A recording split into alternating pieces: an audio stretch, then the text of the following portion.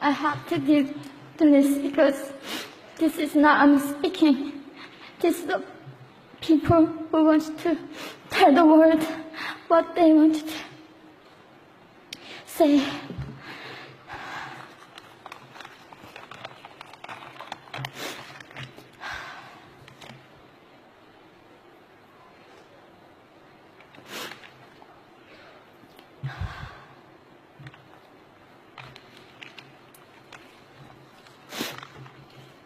North Korea is an unimaginable country. There is only one channel on TV. There is no internet. We aren't free to sing, say, wear, or think what we want. North Korea is the only country in the world that executes people for making unauthorized international phone calls. North Koreans are being terrorized today. When I was growing up in North Korea, I never saw anything about love stories between men and women.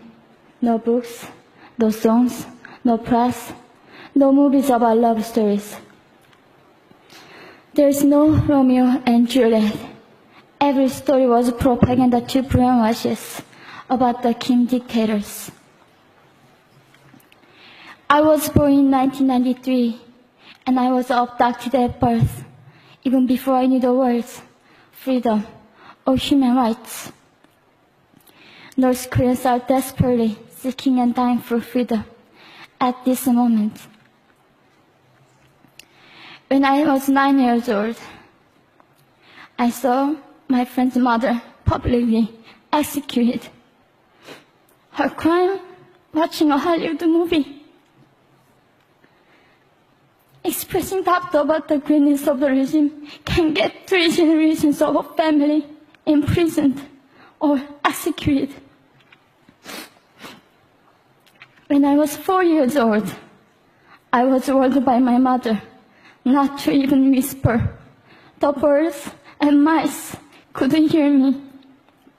I admitted I thought the North Korean dictator could read my mind.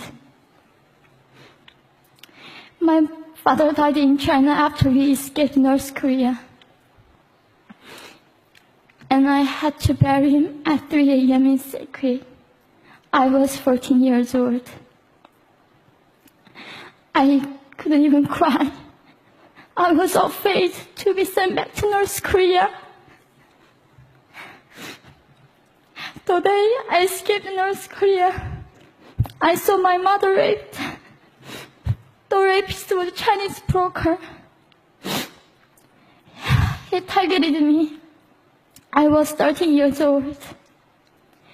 There is a saying in North Korea, women are weak, but mothers are strong.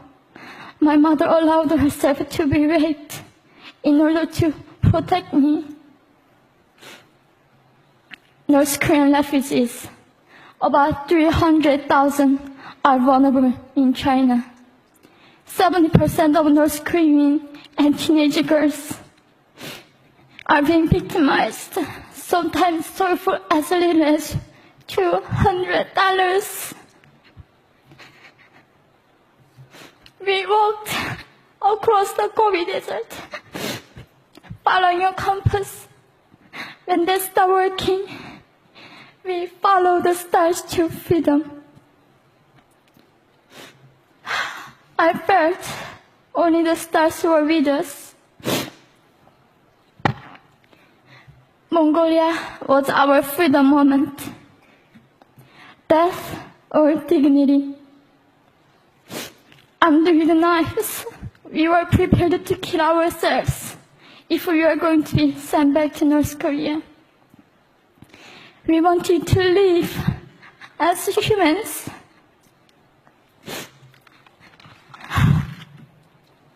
People often ask me, how can we help North Koreans?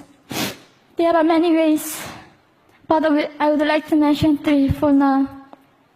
1, educate yourself so you can raise awareness about human crisis in North Korea. 2, help and support North Korean refugees who are trying to escape to freedom. 3. Petition China stop repatriation. We have to shed a light on the darkest place in the world. It isn't just North Korean human rights. It's our rights that North Korean dictators have violated for 7 decades. We need governments all around the world to put more pressure on China to stop repatriation. In particular, Chinese delegates of One Young World can play a part by speaking up.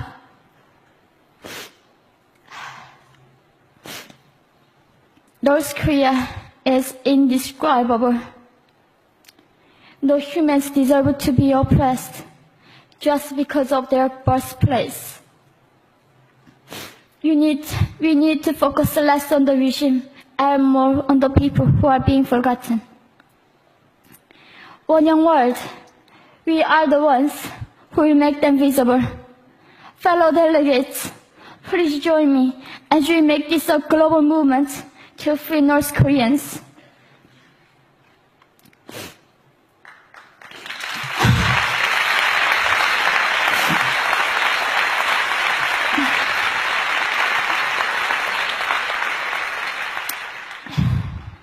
When I was crossing the Gobi Desert, scared of dying, I thought nobody in this world cared.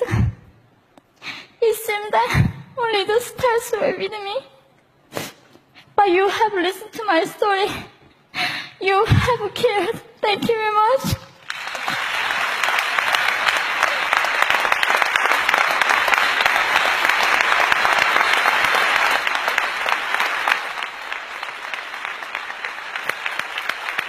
We're not going to go to the floor. Can you get it?